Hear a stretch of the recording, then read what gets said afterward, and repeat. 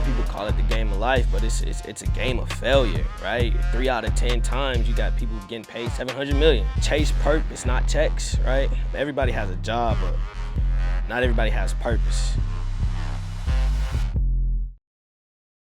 Coach Clack is a kid born in Converse, Texas. Really kind of grew up on the principles of family. My uncle played a big role into my life. He kind of helped me become who I am. I'm a man that really just hold family and love to like the highest standards of everything. So at the core of who I am is really just a family man filled with love. Everybody has a job, but not everybody has purpose. So my purpose in life is to really instill hope, like a giver of hope. I usually go on these talks and these little rants with the players at times. They're like, dang, coach, you can really talk. I was like, man, I'm just trying to give some motivation, some hope, instilling hope, and to understand that it really starts with hope. So in the Bible, it says the greatest 3 things to have is faith, hope, and love, with love being the greatest, but never doubt the ability and the power of hope.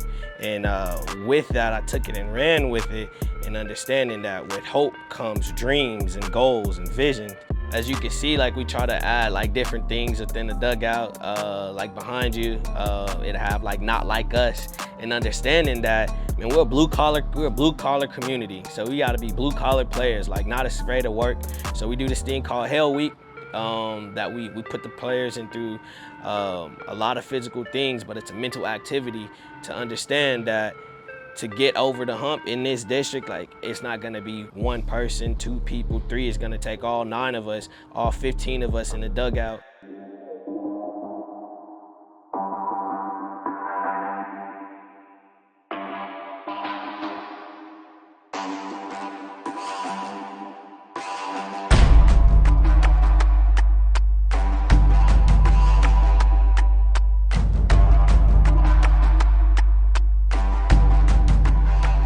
Expectations coming into the season, man, it was pretty high, because I always like to have high expectations and set high challenges.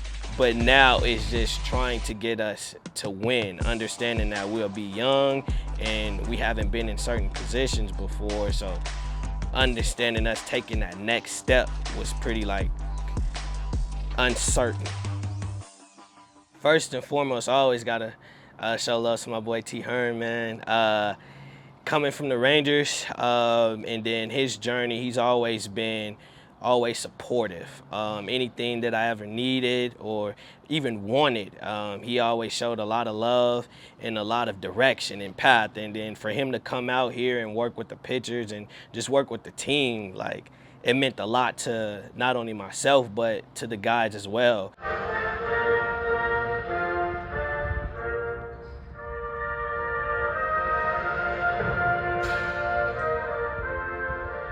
A lot of times, experience and preparation gives you confidence. So in not being in that predicament a lot of times, the lack of experience of being in close games, and you kind of lack confidence in your ability to pull it out.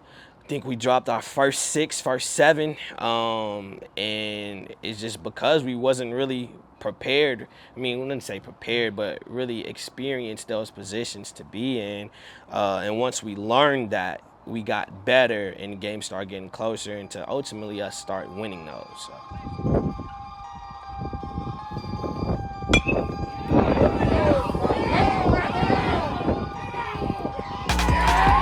But with that came a lot of memorable times. The times when like teams that we didn't expect or people didn't expect for us to beat, like we beat them, and kind of just teaching the guys like, yeah, we want to celebrate it, but job's not finished. Like this is what we expect to do. Like, so it was really just fun. And then that last stretch going into the last game and almost making the playoffs in the district that we are in with, man, you got powerhouses in there, right? At least 2-3 teams in the top 10 within the state all season long. A team just losing last round in the 5th round just speaks to the testament of the district. But going on that last stretch of, I think we had our last 7 games, we ended up winning 5 out of the last 7, with 3 of those being walk-offs or one-run victories. Let's go, Josh. Come on, kid. Why are we in? Pitch. Hey, here we go. We play regular down. Let's go. Here we go. Hayden, cover ground.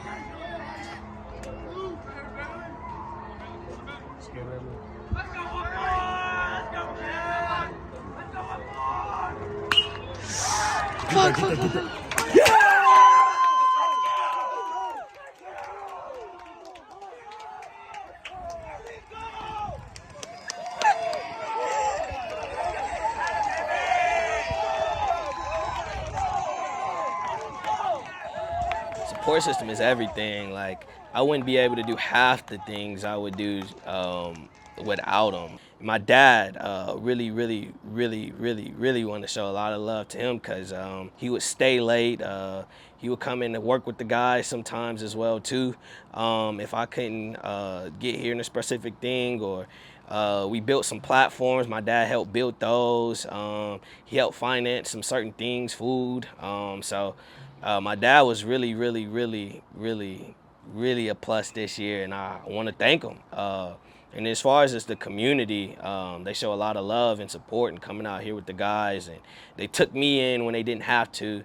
Like I said, that's 3 coaches in 4 years. So they took me in and we ran with it. Dig deep right now for you. Anybody that got the T-birds across their chest. Anybody that got their T-birds across their chest, they ride into the deck. Alright, so ride for them. Today's the day that we've been working for since the summertime. Today's that day. Right? So let's go get it. Let's go get it. It's ours. Let's go take it. Right? They're not gonna give it to us. It's ours to take it. Right? Remember, we gotta be tough with belief, integrity, relentless, discipline, selfless, and that's how we gonna get it done today. We understand. We understand. We understand. Run it on me. Run it on 3. 1, 2, 3. Out of bed. Let's go, baby. Let's go. So like, we're still a young school. In that, we want to be able to create a lasting culture here with traditions, things like lock-ins or building culture, a style of play as far as with the school. And then ultimately with myself, man, legacy. I'm a big believer, and I have a really big faith. So people can understand that I'm a believer and that anything that ever happened for me is just a testimony on how great he's been. So my legacy is to shine light on his legacy. I believe at the end of the day, I just want to hear the job well done.